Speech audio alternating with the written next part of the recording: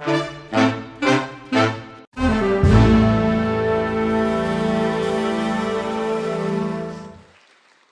right.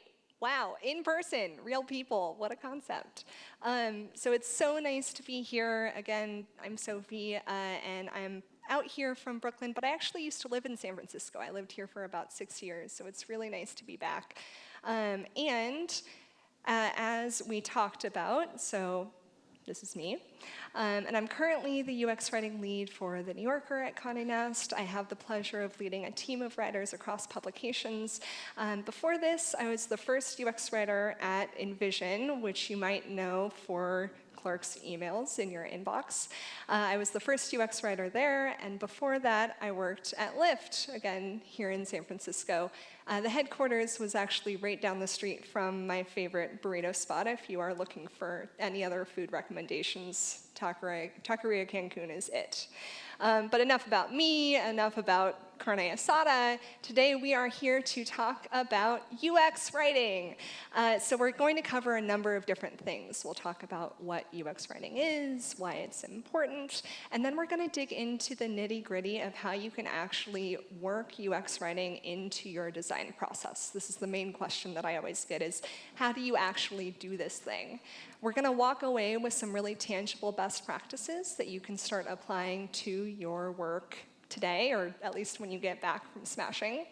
We'll have quite a lot to dig into, so let's get started. So let's clarify what exactly we're talking about. What is UX writing?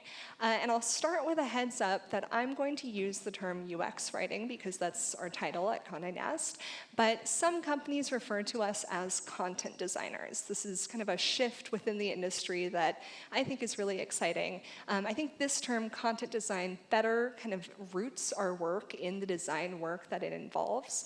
But for the sake of this conversation, we'll stick with UX writing for now. If you'd like to chat more about that evolution, please come find me. I will talk about it forever. So the definition of UX writing that I like to use is that it is the practice of designing useful content that guides users through digital experiences. There's a lot going on there, so let's unpack it a little bit. First of all, UX writing is a practice. It's about much more than just putting words in text boxes. It really spans every single department at the company, from support to legal to marketing, and of course, every single step along the product creation lifecycle. And this is really the only form of writing that takes place before a product is launched. We are involved in the actual creation of features. And this is different than something like technical writing, which explains how those features work, or like marketing copywriting, which announces them to the public. So this really is unique to UX writing.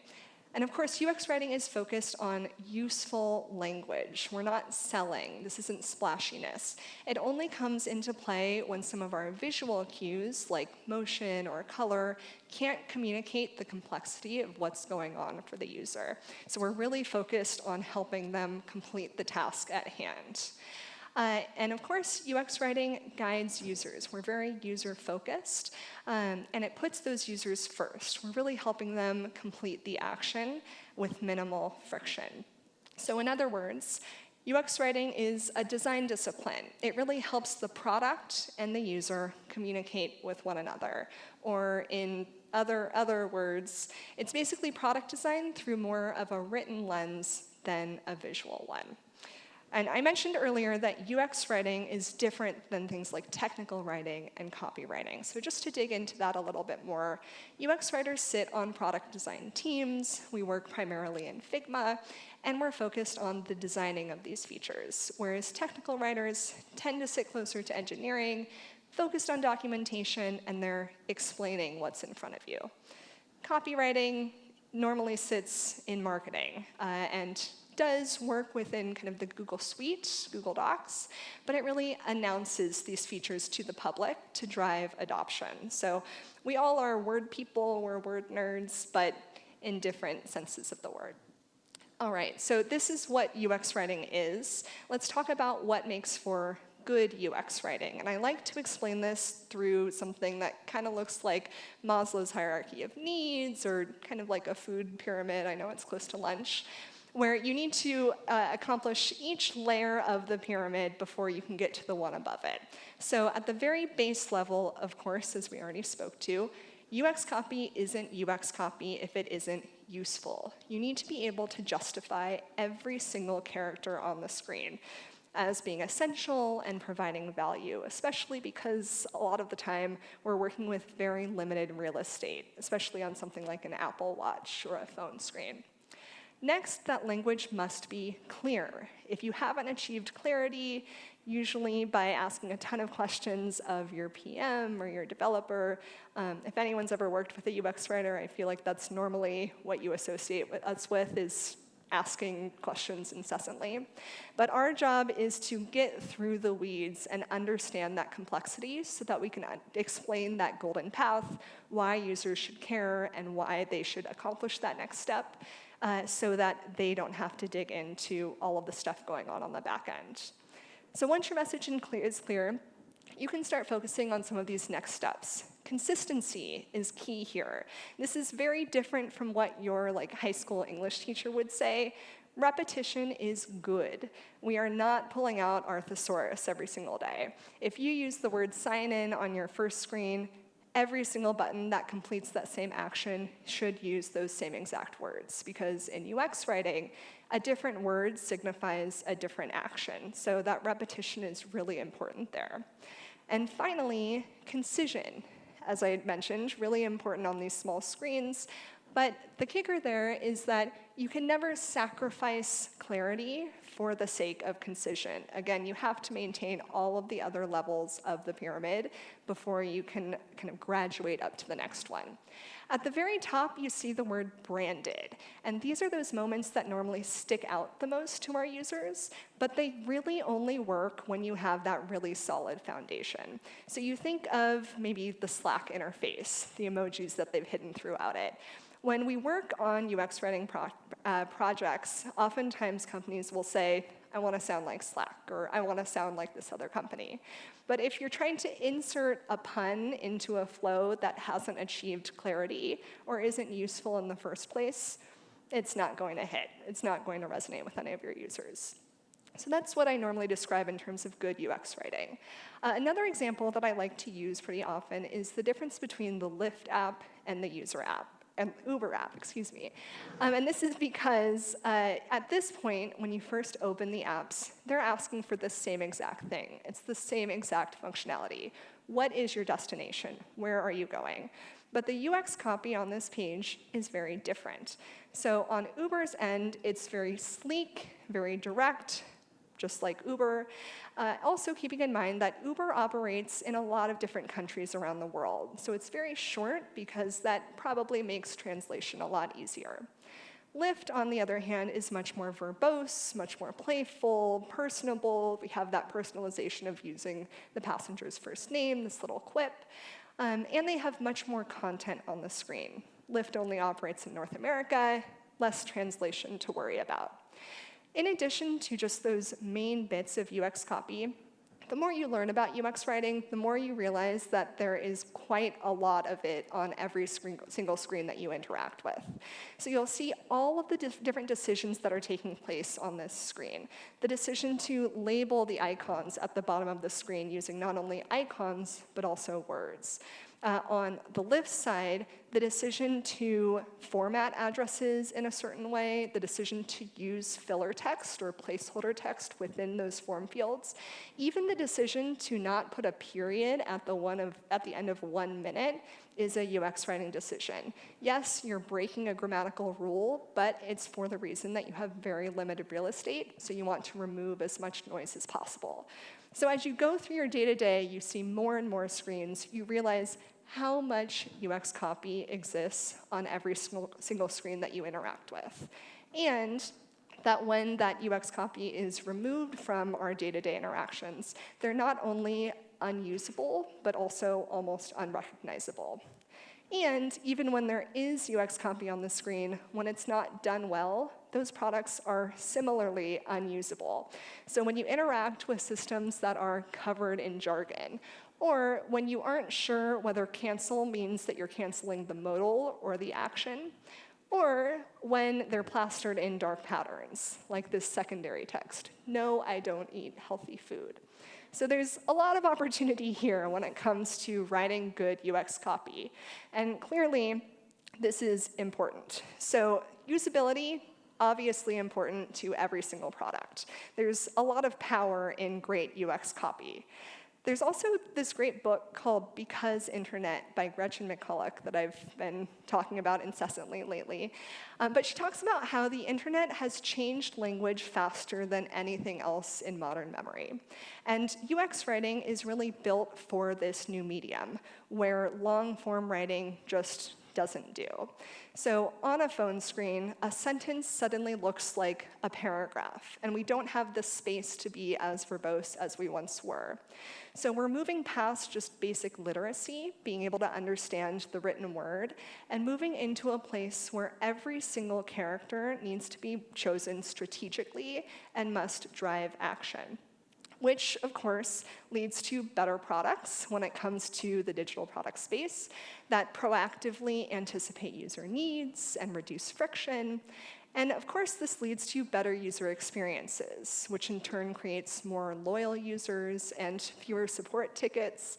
And finally, this leads to better brands because we are developing relationships with our users. They recognize the voice of our company, and they see that reflected in the products that they're using every single day. That builds that trust, that credibility, that loyalty that you need in order to have them come back time and time again. Okay, so big opportunity here. I hope I'm preaching to the choir.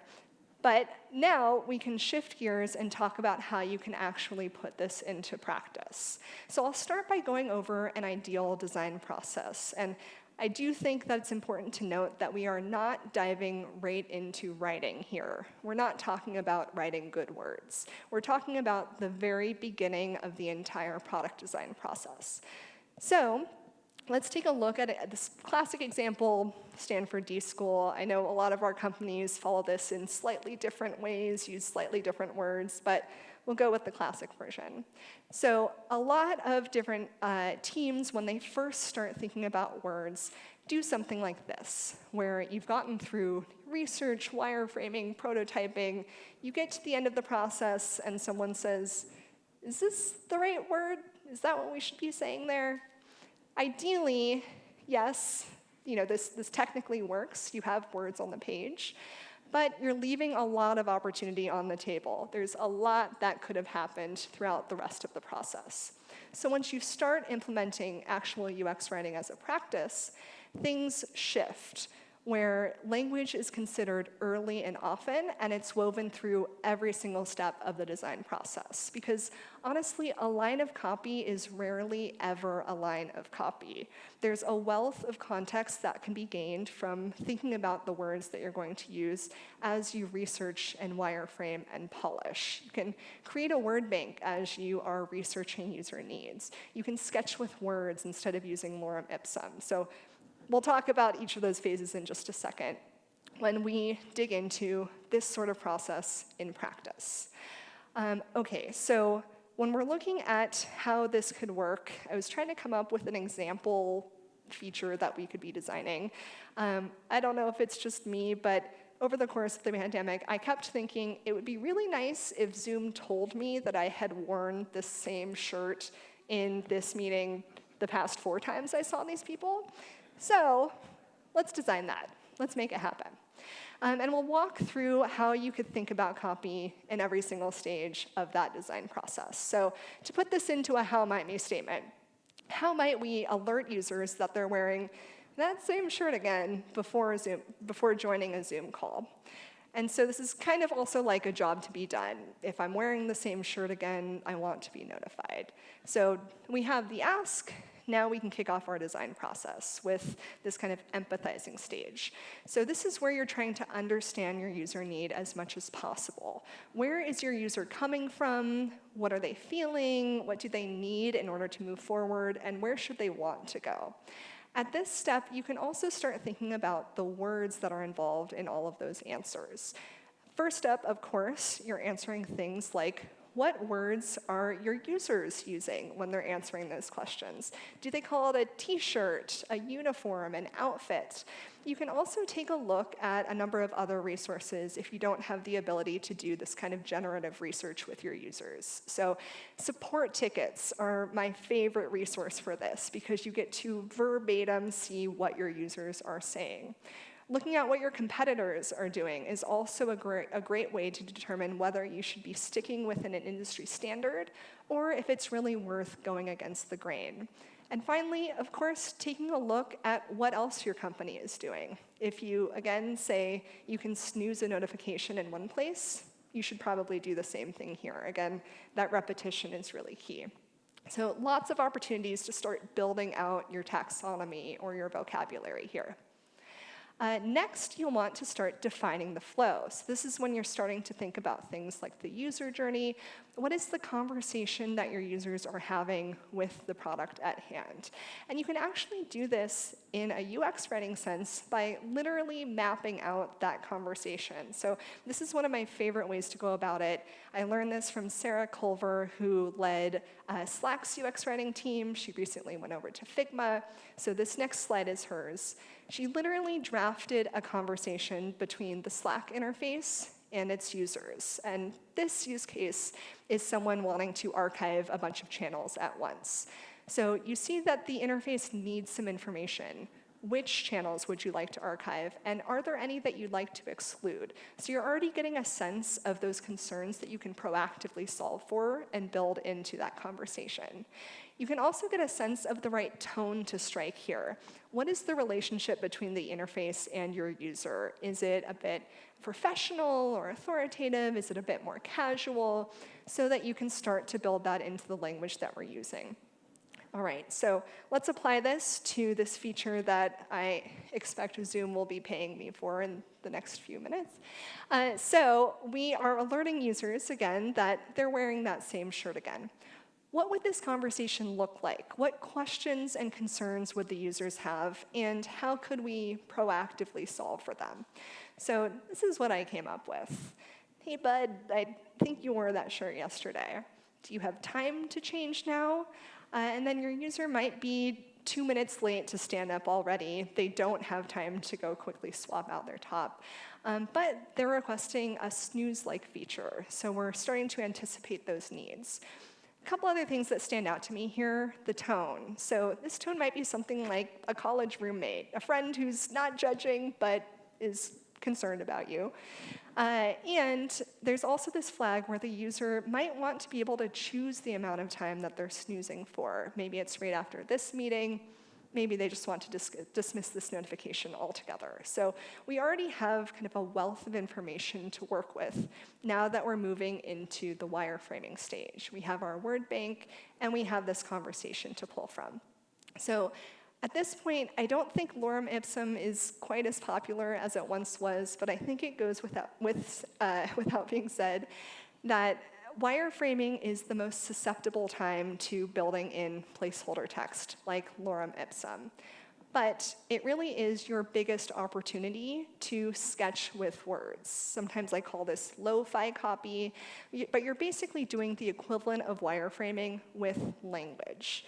And one of my favorite examples of this comes from Biz Sanford, who talked about this during her time at Shopify, where you can sketch out the language that you'll be using directly in your wireframes. I think the most important point here is that she makes a point of showing that you're not just mapping out the fact that you have benefit 1 or benefit 2 here. You're actually writing what those benefits could be. And this is really valuable because it helps uncover stumbling blocks that would appear later on. If you don't actually have 3 benefits, you shouldn't be building in the space for them.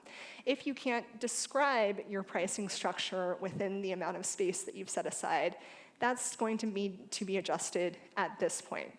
So by designing the language along with the visual design, you are helping identify those sorts of roadblocks early and making sure that the look and sound of what you're building actually really work together.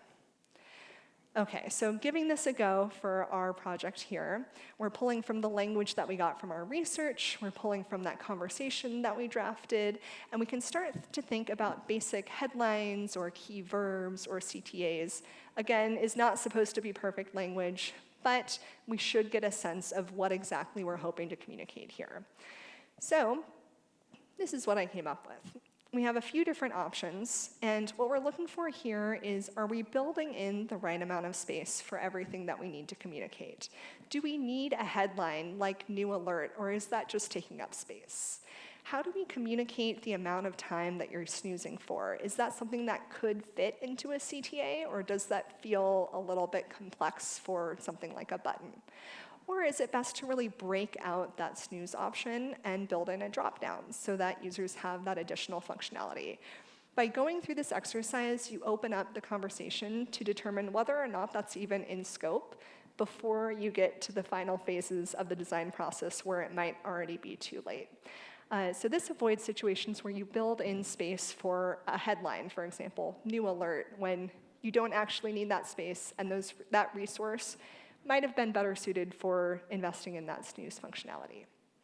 So maybe you chat with your product designer, with your developer, and you decide that this final option feels closest to the user need. We can keep it pretty short, pretty direct. They're probably in a hurry, but we do think that we want to provide some flexibility around this notification. All right, so moving right along to prototyping, which is where you take your lo-fi copy, your sketching with words, those first takes on language, and you polish them into hi-fi copy. And in order to do that, you'll need to know how to write great hi-fi copy or how to write good UX copy. So we're actually going to take a detour here and start talking about the best practices for the writing part of writing. And I'd just like to point out that we are on slide 42 right now, and we have just gotten to the words part of UX writing. So again, there's a lot of stuff that can happen before you get to the text box. All right, so going through some quick takeaways that I run into most often. Number one, translate jargon. This is hopefully clearly not working for our users. What is error 978? What is a Boolean operation? By translating this into language that you don't have to be either a power user, a PM, or a developer to understand, you're opening up the approachability of your messaging and making sure that everyone can understand it. Even if you work on the type of product that has a lot of power users, if your company is doing well, you'll always have new users. You kind of have to. So you need to make sure that that language works for them as well. And jargon is really one of the main questions why UX writers ask so many questions. We really need to get to the layperson's language there so that our users don't have to pull out their dictionary or visit your FAQ to understand what this message means. And simplifying this language really doesn't mean dumbing it down. This is actually one of the hardest parts of our job, is really getting to the root of what we're hoping to communicate here. So now that we have an example of an error message up here, let's dig into error messages a bit more. So error messages are tricky because you don't always know what's going wrong, of course. But the better that you can communicate what you do understand, the more likely your user is to kind of forgive the error message and move past it. So the best things that you can do are avoid adding more emotion to an already frustrating experience. Apologizing, adhering blame to the situation, you entered the wrong information, probably isn't the best tone for a user who's probably already not in a great mood. Instead, specify what went wrong as simply and as specifically as possible, and always say exactly what they can do to fix it if possible. If you can link out to a solution, even better. And the best situation is when you can provide very clear anchor text that describes exactly where that link is going to take them. All right, so once you've gotten the words right, you'll want to take a look at your sentence structure. So a nice active sentence structure allows your users to skim. I know that everyone skims. I've gotten to the point where I've gone through like the 7 stages of grief about the fact that no one reads copy and everyone skims. It's okay, I've reached acceptance.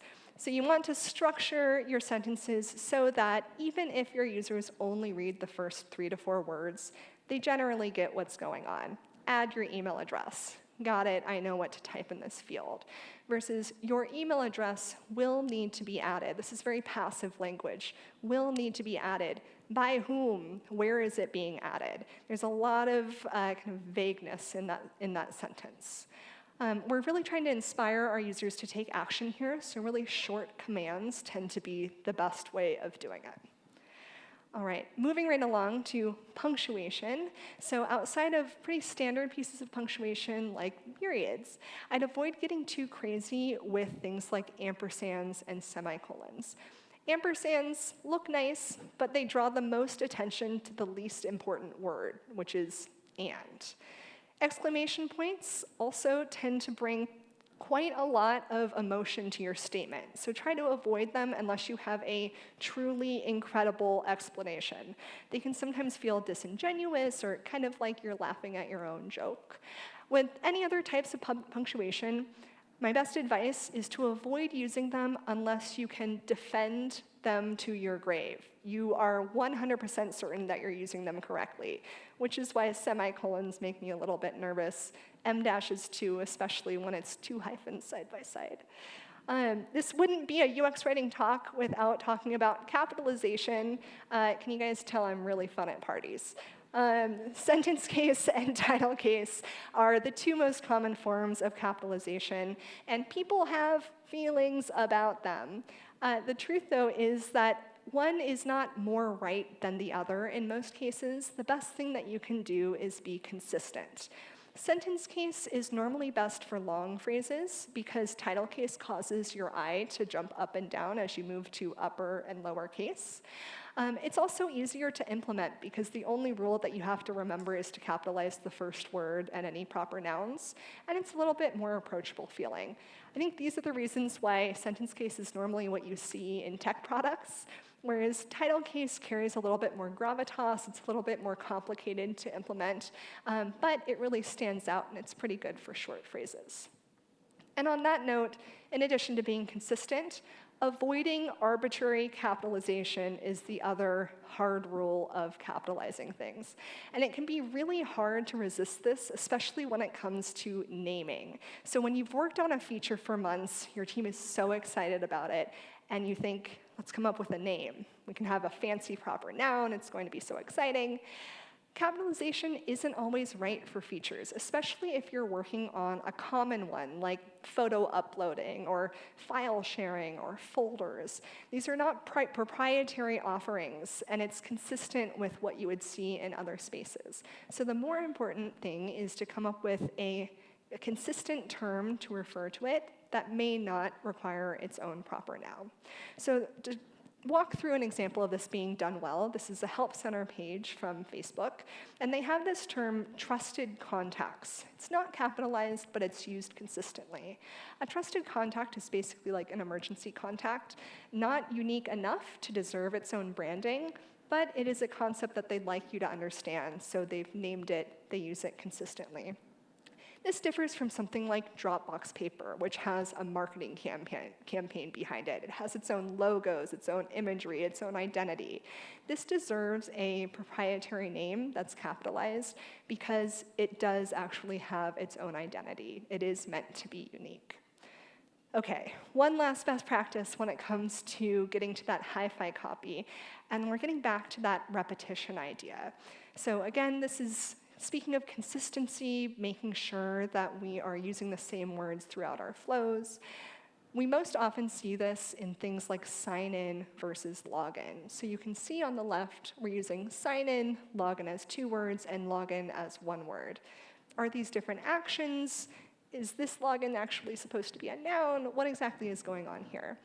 In the example on the right, yes, we have sign in twice on the screen, which coming out of maybe academia isn't a best practice, but here we want to signal that you're achieving the same thing, and if there is an error message, we're being as specific as possible. Okay, so Those are some best practices to take on the road.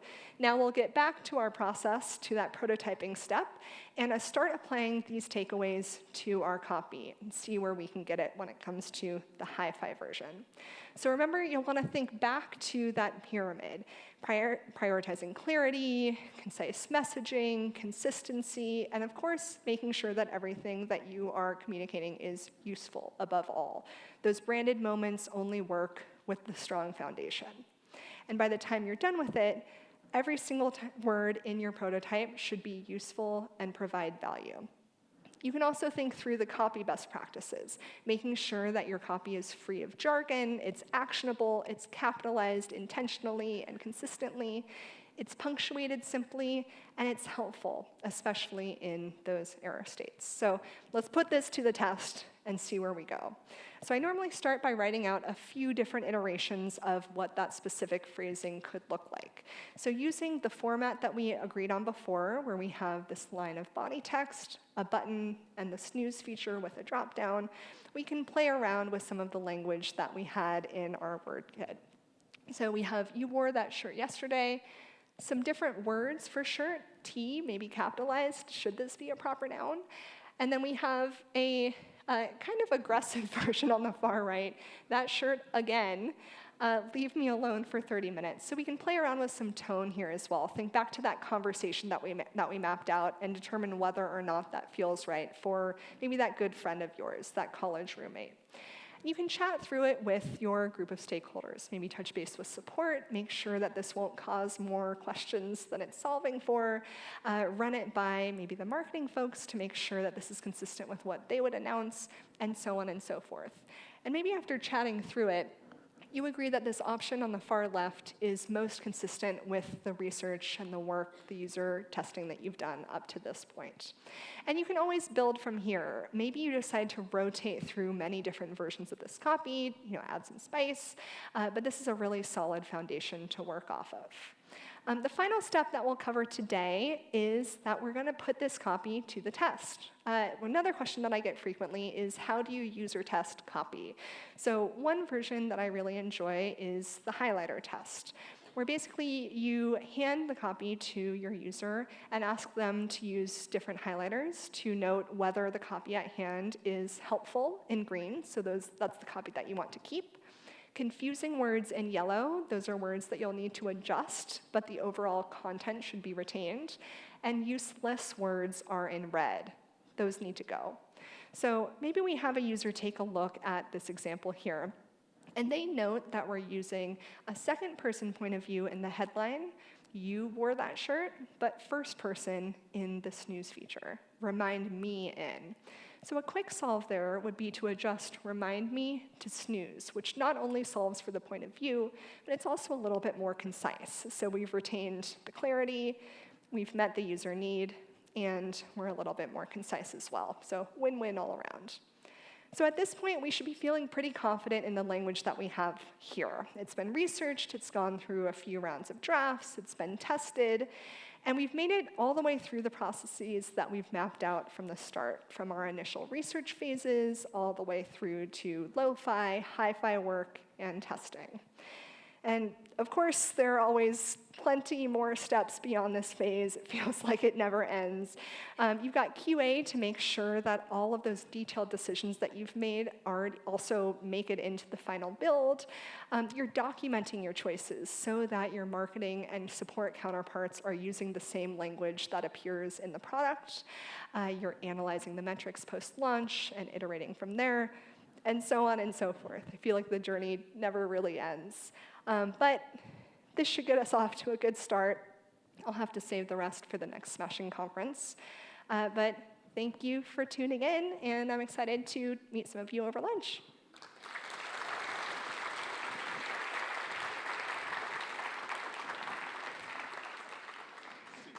Hello. So much, Sophie. Right, I'll come back without dismantling all of the AV this time. Yes. I'll be nice and simple. So first of all, I would happily be at that party discussing the different case treatments there. That's exactly. This is why I have friends. Yeah, exactly. That's my kind of thing. And in fact, people were asking, about that as well, and particularly in things like CTA. So in a call to action, are there any best practices for whether you should just, I mean, I know it's a very specific thing, and I imagine it's contextual, but are there any best practices for Definitely. CTAs for that? Verb driven, always going with those direct commands, 3 words max. The longer your CTA, the more diluted your message. So if you have a really complex CTA, that might mean that the action you're asking the user to take is too complicated in the first place. That's another thing that we run into is as soon as you ask someone to write something and it's really difficult, that usually means that the thing you're writing about isn't simple enough. Right. Yeah, that makes absolute sense. And in fact, there are also questions about the collaboration across the teams that might be involved in this. And you know, it seemed, and I really liked that you talking about, you know, designing the language at the time of where you're structuring the layout is really important, and it kind of exposes a lot of things. Definitely. So it kind of makes me imagine that the UX writer should be working quite closely with the UX designer, and people are curious about, you know, what that collaboration looks like, perhaps at the New Yorker. Could you talk a little bit about that and talk to us about how that works? Definitely. Yeah. So the current push that our team has been talking about quite a lot, and this is also consistent with the shift from the term UX writer to content designer, is that there's really a lot of the time like a 60 to 70% overlap between our UX writers and product designers. We've really graduated from kind of taking screenshots of files and working on them in Google Docs to working in Figma, which is a huge... You're collaborating in that place together. Incredible, yeah. So really side by side throughout the entire process. It also kind of depends on the project. Some are much more visually driven, whereas others are very content driven. Like an onboarding flow is normally really led by a UX writer because so much of it comes down to the messaging and that communication. Yeah. Well, what a liberating thing as well now that we can be working in the same tools together. So we're kind of moving the same assets forward. That's such a game changer. Another question that I thought was really interesting that came in was about the tension potentially between UX copy and SEO copy. So perhaps in the example of maybe there's a newspaper site and it's local to a particular city, you know, having navigation that might say local news versus San Francisco news or what have you for SEO versus UX reasons. Who wins? How does that work? Yeah. How does that little wrestling match happen? I mean, I feel like that's the billion-dollar question. Yeah, right.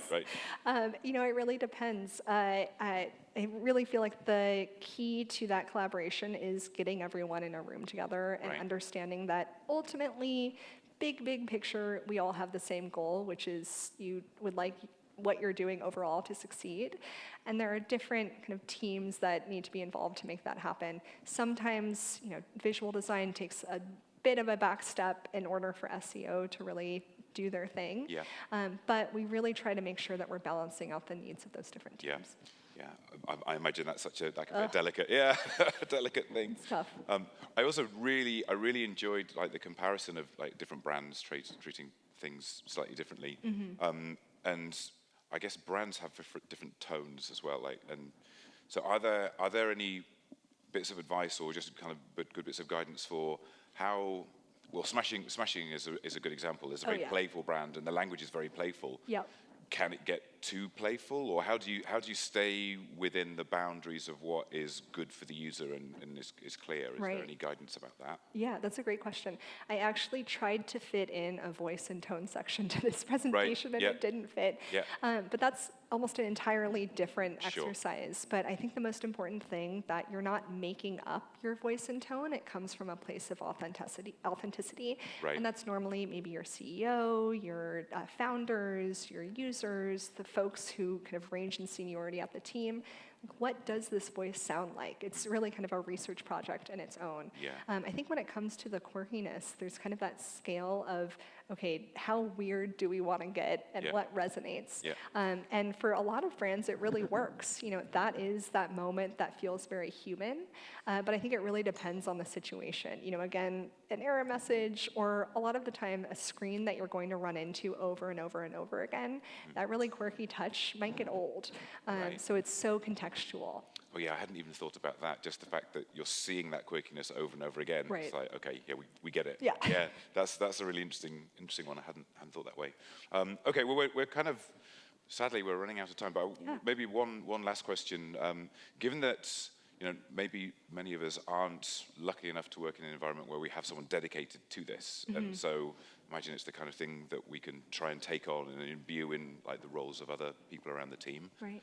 Are there, what would maybe be the first go-to stops for how do we get started and do a good job of this after watching this talk? Honestly, the first thing, no lorem ipsum. I feel like that is a very easy rule that really pushes placeholder copy out of the picture. And by forcing people to think about that lo-fi copy, it shows how important it is. Yeah. Also pointing out every time you go into a stakeholder review and they only focus on the words on the screen, not the overall design, starting to beat that drum really helps.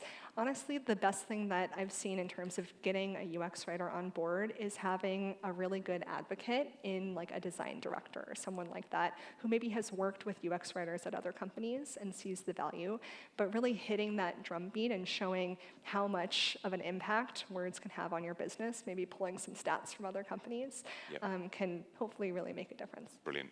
Thank you so much. There's so much food for Thank thought you. there, and really Yeah, thanks for fascinating having me. stuff. I know there were more questions besides, and I know people are I'll be around. itching to ask you perhaps more around what before you have to go. So once more, please, a huge round of applause for Sophie Tarrant. Thanks, Sophie. Brilliant.